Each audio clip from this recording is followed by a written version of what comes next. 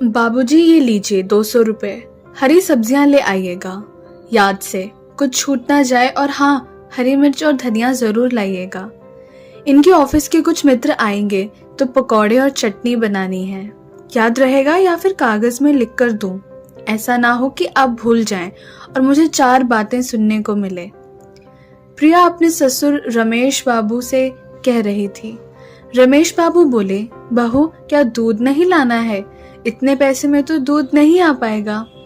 दूध लाऊंगा तभी तो तुम खीर बनाओगी, क्योंकि एक समय बाद किराने की दुकान में भी दूध खत्म हो जाता है। देख लो, मैंने याद दिला दिया, वरना कहोगी कि बाबूजी याद क्यों नहीं दिलाए, दूध मंगवा लेती। प्रिया बोली, मैं क्यों खीर बनाने लगी आज? ऐसा क्या है जो मैं खीर बनाऊंगी? महंगाई में गुजारा मुश्किल से हो रहा है और आपको खीर की पड़ी है। आपको जितना कहा है बस उतना ले आइएगा। इतना कहकर प्रिया वहां से चली गई। तभी रमेश बाबू की पोती पीहू आई और बोली, दादाजी आज क्या है जो खीर बननी चाहिए? रमेश बाबू पोती को लाड करते हुए बोले, पीहू आज तुम्हारी दादी और मेरी सालगिरह है। हर साल तुम्हारी दादी आज के दिन मेरे लिए खीर बनाती थी और मैं उसके लिए मीठा पान लाता था। मुस्कुराते हुए रमेश बाबू पुराने दिनों को याद करते हुए बाजार की ओर चल दिए। सारा सामान लेने के बाद रमेश बाबू के पास 20 से 25 रुपए बचे थे। उन्होंने सब्जी वाले से कहा, भैया इतना सब्जी लिया हूं तो कुछ धनिया पत्ता और मिर्ची ऐसे ही डाल दो, भगवान तुम्हारा भला करेंगे। बहुत कहने पर सब्जी वाले ने थोड़ा सा धनिया पत्ता और मिर्च दे दिया। रमेश बाबू सोचे, 2 दिन तो इतने में काम चल जाएगा, तो क्यों ना अरुणा के लिए मीठा पान ले लूं, खुश हो जाएगी। पान वाले के पास पहुंचे और बोले, रामलाल कैसे हो? बच्चे तुम्हारा ध्यान तो रखते हैं ना? ऐसा करो, बढ़िया सा एक मीठा पान बना दो। रामलाल मुस्कुराकर बोला, बाबू साहेब लगता है आज आपकी सालगिरह है, तभी आप पान लेने आए हैं। अब तो साल में एक बार ही आप मेरी दुकान पर आते हैं। पहले आए दिन आप भाभी जी के लिए पान ले जाते थे। क्या डॉक्टर ने पान खाने से मना कर दिया? रमेश बाबू मुस्कुराकर बोले, अरे नहीं नहीं, डॉक्टर ने नहीं मना किया, पर बुढ़ापे में क्यों फालतू के खर्चे करूं? तुम बताओ कितने पैसे हुए? रामलाल बोला, दूसरों के लिए 50 रुपए, आपके लिए बस 35। महंगाई बहुत बढ़ गई है। गुलकंद के दाम कितने हो गए हैं? रमेश बाबू ने संकोच भरी नजरों से उसे देखा और अपने कुर्ते की जेब से 25 रुपए निकाले और बोले, अब क्या बताऊं तुम्हें, बहू ने इतने पैसे दिए थे, पर जब मैं सब्जी लेने गया तो अपनी पसंद की सारी सब्जी उठा लाया तो सारे पैसे वहीं खत्म हो गए। अभी के लिए ये लो, अगली बार जब मिलूंगा तो 10 रुपए दे दूंगा। रामलाल बोला, बाबूजी क्यों शर्मिंदा करते हैं? आप सबके प्रताप से ही आज तक यहाँ टिका हूँ। कितने एहसान हैं आपके मुझ पर, मैं भूला नहीं हूँ। जब किसी ने मदद नहीं की थी तो आपने मुझे 5000 रुपए दिए थे। उससे मैंने ये दुकान भी खोला और अपने बच्चे को स्कूल भी भेज पाया था। याद है मुझे, आपने कभी पैसे के लिए दबाव नहीं बनाया। जब मुझे होता था मैं दे जाता था। आप ये पैसे भी रखिए, मेरी तरफ से भाभी को पान खिला दीजिएगा। रमेश बाबू मुस्कुराकर 25 रुपए उसके हाथ में दे दिए और घर को आ गए। जाते हुए रमेश बाबू को देखकर बिहारी लाल बगल में खड़े आदमी से बोला, लोग कहते हैं अच्छे कर्म करो तो अच्छा फल मिलता है। बेचारे बाबू साहब कभी किसी को दुख नहीं पहुंचाते थे, पूरा जीवन बेटे और पत्नी की खुशी के लिए जीते रहे, पर आज जब बेटे का फर्ज निभाने का समय आया तो बेचारे की ये हालत हो गई कि उनके जेब में 35 रुपए नहीं है। फिर भी देखो, बेटे बहू की दूसरों के सामने शिकायत नहीं करते हैं। ये होता है एक आदर्शवादी आदमी। रमेश बाबू को पसीने पसीने देख अरुणा जी अपने आंचल से उनका चेहरा पोंछती और कहती, क्यों इस उम्र में ये सब काम करते हो? पूरी जिंदगी कभी सब्जी भाजी खरीदने नहीं गए, अब बुढ़ापे में ये सब करना शोभा देता है? रमेश बाबू बोले, भाग्यवान, पहले नौकरी करता था तो खाना हजम हो जाता था, अब अगर चलूंगा फिरूंगा नहीं तो गैस बन जाएगा, फिर मेरे पेट में दर्द होगा, फिर मैं तुम्हें ही परेशान करूंगा। तो क्या तुम उसके लिए तैयार हो? अरुणा जी बोली, पहले की बात अलग थी कि मैं आपको आए दिन दूध मेवा क्या कुछ नहीं खिलाती थी। अब तो गिनकर रोटी मिलती है। खाते ही कितना हो जो पचाने के लिए इतना पसीना बहाते हो? रमेश बाबू बोले, तुम वो सब छोड़ो, देखो मैं तुम्हारे लिए क्या लाया हूँ। मेरे दुख सुख की साथी, तुम्हें हमारी शादी की सालगिरह बहुत बहुत मुबारक हो। ये कहकर उन्होंने मीठा पान अरुणा जी की तरफ बढ़ाया।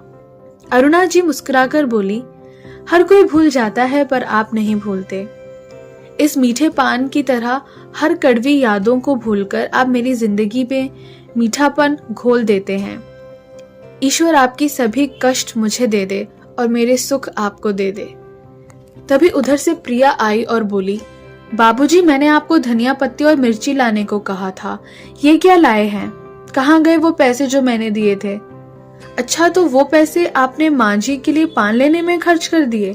शर्म नहीं आई आपको इस उम्र में चोरी करते हुए? इसलिए आप दूध लाने के लिए कह रहे थे ताकि और पैसे बचाकर कुछ और खरीद सके। छी छी छी, बच्चे देखेंगे तो क्या सीखेंगे? कभी सोचा है? तभी उधर से अरुणा जी का बेटा सुबोध बोला, घर में कदम रखने को जी नहीं करता, जब भी प्रवेश करो कलह। क्यों शोर मचा रही हो? प्रिया ने सारी बात बताई। सुबोध बोला, बाबूजी, आपकी कमाई अब बंद हो चुकी है तो अपने पुराने शौक भी भूल जाइए। गिनकर जो रोटी मिलती है चुपचाप खाइए और शांति बनाए रखिए। इन्हीं सभी के बीच पीहू कुछ फूल और घास फूस को जोड़कर एक गुलदस्ता बनाकर लाई और बोली, दादी माँ, दादाजी, हैप्पी एनिवर्सरी। आज तो घर में पार्टी होनी चाहिए। बेटा बहू दोनों हैरानी से अपनी बेटी को देखने लगे, पर ऐसे लोगों को शर्म भी कहाँ आती है। अरुणा जी ने पोती को ढेर सारा आशीर्वाद दिया। रमेश बाबू पोती से बोले, बेटा, जीवन में खूब तरक्की करो, बस याद रखना अपने माता पिता का कभी अपमान मत करना, वरना जिंदगी भर जो अभी तुम अच्छे कर्म करोगे वो मिट्टी में मिल जाएगा। अरुणा जी अपने आंचल से अपने आंसुओं को पोंछते हुए बेटे बहू से बोली, बेटा, उन्होंने तुम्हारे 25 रुपए अपने पर खर्च नहीं किए, मेरी खुशी पर खर्च किए हैं। हर साल मैं आज के दिन उन्हें खीर खिलाती थी, पर वो भी मैंने बनाना अब बंद कर दिया। जो आदमी बच्चों के लिए अपनी थाली खाली कर देता था, आज वही हमारी रोटियां गिनते हैं। न जाने भगवान और क्या क्या दिखाएगा। सब दिखाने से पहले हमें उठा क्यों नहीं लेता? पिछले 4 सालों से आज के दिन जो उपहार तुम लोगों से मिलता आया, उसे मैं कभी नहीं भूलूंगी। इतना कहते हुए बेचारी लड़खड़ाते कदमों से अपने कमरे में चली गई। रात में पीहू सुबोध और प्रिया के पास आई और बोली, मम्मी पापा, जब आप बूढ़े हो जाओगे तो क्या मेरे बिना ही अपनी एनिवर्सरी सेलिब्रेट करोगे? सुबोध मुस्कुराकर बोला, नहीं बेटा, ऐसा क्यों कह रही हो? पीहू बोली, क्योंकि मैं आप लोगों की एनिवर्सरी सेलिब्रेट नहीं करूंगी और आपको रोटियां भी गिनकर खाने को दूंगी, जैसे मम्मी दादी और दादाजी को देती हैं। प्रिया पीहू के कान पकड़ते हुए बोली, बहुत दादी की चमची बनती है, चलो कमरे में, फिर मैं बताती हूँ, आज से तुम्हारा आइसक्रीम चॉकलेट सब खाना बंद। दोबारा अगर इस तरह से बात की तो कमरे में बंद कर दूंगी। वापस आकर प्रिया सुबोध से बोली, सुन रहे हो लड़की की बातें? ये सब तुम्हारे माँ बाप का सिखाया हुआ है। रात में खाना खाने के समय सुबोध की थाली में 2-3 सब्जी, दाल, सलाद सब होता था। वही रमेश बाबू की थाली में 1 सब्जी और थोड़ी सी दाल। बेचारे दोनों दंपत्ति चुपचाप खा लेते और उठ जाते थे। सबके खाने के बाद रमेश बाबू अपने बेटे से बोले, सुबोध, जो मैंने तुम्हें अपना पासबुक दिया था और बैंक के कागजात, वो मुझे दे देना। सुबोध आश्चर्य से देखा तो वे बोले, बेटा, अब मैं इतना भी असहाय नहीं हूँ कि अपने कागजों के काम नहीं कर सकता। तुम पर बहुत सारी जिम्मेदारियां हैं, घर, पत्नी और बच्चे, क्या क्या संभालोगे? मेरे कागज मुझे दे देना। सुबोध हक्का बक्का चुपचाप अलमारी से पासबुक और बाकी कागज निकाल कर लाया और उनके हाथ में देकर बोला, ये आप सही नहीं कर रहे हैं, मैं तो सब संभाल ही रहा था। रमेश बाबू बोले, हाँ, पिछले 4 सालों से तुम कैसे संभाल रहे हो ये मैं देख रहा हूँ और महसूस भी कर रहा हूँ। इतना कहकर वो अपने कमरे में चले गए।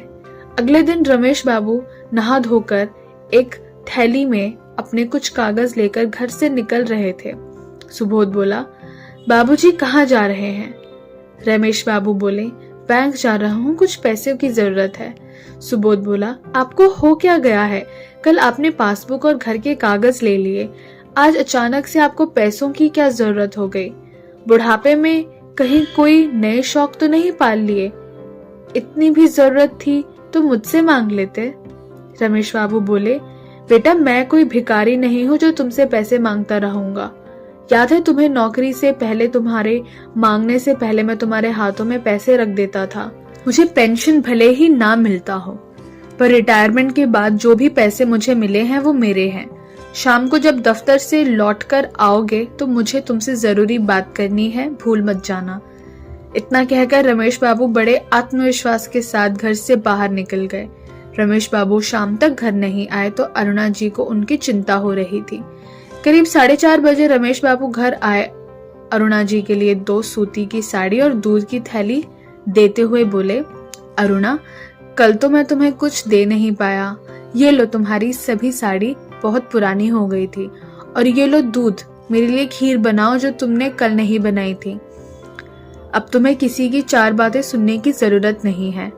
अरुणा जी बोली, बच्चों से गलती हो जाती है, उन्हें माफ कर दीजिए, क्यों बात को बढ़ा रहे हैं? रमेश बाबू बोले, नहीं, बात तो अब हद से ज्यादा बढ़ चुकी है। अब तो मुझे उसका निदान मिल गया है। अरुणा जी हैरानी से उन्हें देखी और बोली, आप क्या करने वाले हैं? रमेश बाबू मुस्कुरा कर बोले, इंतजार करो, शाम में जब तुम्हारा बेटा लौट कर आएगा तब बताऊंगा। अभी तो तुम मेरे लिए वही पुरानी खीर बनाओ जो तुम हर साल सालगिरह पर बनाया करती थी। शाम में जैसे ही सुबोध दफ्तर से लौटकर आया, सामने सोफे पर पैर रखकर रमेश बाबू अपने पुराने अंदाज में बैठे थे। सुबोध बोला, बाबूजी, अभी कोई ना कोई घर में आता रहता है, आप यहाँ क्या कर रहे हैं? अपने कमरे में जाकर बैठिए। रमेश बाबू बोले, ये घर मेरा, ये सोफा मेरा, क्या तुम मुझे बताओगे कि मुझे कितना खाना चाहिए और कहाँ बैठना चाहिए? तभी प्रिया कमरे से बाहर आई और बोली, क्या बात है बाबूजी, 2 दिन से आपके रंग ढंग बदले हुए हैं। मेरी औलाद ऐसी बनी तो तुम लोगों की औलाद कैसी बनेगी, इसकी तो कोई गारंटी नहीं ले सकता। अरुणा जी रमेश बाबू को रोकने की बहुत कोशिश की, परंतु आज रमेश बाबू रुकने वाले नहीं थे। उन्होंने कहा, मैंने बहुत कोशिश की बेटे और पिता के बीच एक अच्छे रिश्ते को बनाने की, पर जिसके लिए आज तक अपनी इच्छाओं को मारता आया वो आज हमारी रोटियां गिनता है। बहुत बन लिया अच्छा पिता, अब अच्छे पति होने की इच्छा रखता हूँ। सुबोध बोला, घुमाकर क्यों बात कर रहे हैं, साफ साफ कहिए क्या कहना चाहते हैं। रमेश बाबू बोले, अगर सीधे सीधे सुनना चाहते हो तो सुनो, ये घर मेरा है। ऊपर के दोनों कमरों का इस्तेमाल तुम कर सकते हो, जिसके लिए तुम्हें या तो मुझे महीने के 20,000 रुपए देने होंगे या फिर घर खर्च और रसोई का काम तुम्हारी पत्नी देखेगी। तुम्हारी माँ घर का कोई काम नहीं करेगी। अगर तुम्हें मंजूर है तो तुम यहाँ रह सकते हो, वरना दरवाजा तुम्हारे सामने है। सब हैरानी से रमेश बाबू को देख रहे थे। रमेश बाबू अरुणा जी से बोले, अरे अरुणा, खीर बनाई हो कि नहीं? आज का दिन मैं जीवन भर नहीं भूलना चाहता हूँ, तो ऐसे खीर बनाओ कि स्वाद आ जाए, क्योंकि सीखने की कोई उम्र नहीं होती। ये सबक मुझे जीवन के तीसरे पहर में सीखना और सिखाना पड़ेगा, ये मैंने सोचा ही नहीं था। अरुणा जी चुपचाप खीर की कटोरी उनके आगे कर दी। रमेश बाबू 1 चम्मच खीर मुंह में लेकर बोले, स्वाद आ गया, अपनी मेहनत की खाऊंगा, किसी को अब अपनी रोटियां गिनने की नहीं दूंगा। सुबोध और प्रिया चुपचाप अपने कमरे में चले गए। प्रिया बोली, मुझे नहीं रहना इस घर में, चलो दूसरी जगह रहते हैं। सुबोध बोला, बाहर कितनी महंगाई है, तुम्हें पता है घर का किराया है 25 से 30 हजार है, ऊपर से राशन पानी कैसे करेंगे? घर में कम से कम चावल और आटा गांव से आता है और किराया भी देना नहीं पड़ेगा। जो बाबूजी ने कहा है वैसा ही होगा। अगर तुमने पहले सब संभाल लिया होता तो आज ये दिन नहीं देखना पड़ता। अब ठाट से रमेश बाबू खाते और पोती को खिलाते और हमेशा अरुणा जी से कहते, जितना तुम्हें करना था तुमने कर लिया, अब अपने लिए जीना सीखो, न जाने कब बुलावा आ जाए तो क्या फटे हाल और क्या भूखी जाओगी। अरुणा जी भी सोचने लगी कि सच ही तो कह रहे हैं। कितना कुछ बेटे के लिए किया, पर उसने बदले में क्या किया। रमेश बाबू ने अपनी आधी संपत्ति वृद्ध लोगों के नाम कर दी और आधी संपत्ति अपनी पोती के नाम कर दी, ताकि भविष्य में उसे पढ़ाई लिखाई में कोई परेशानी ना हो। बेटे बहू को अपनी गलती का एहसास तो हुआ, पर रमेश बाबू को जो करना था वो कर चुके थे, तो अब उन्हें कोई चिंता नहीं थी।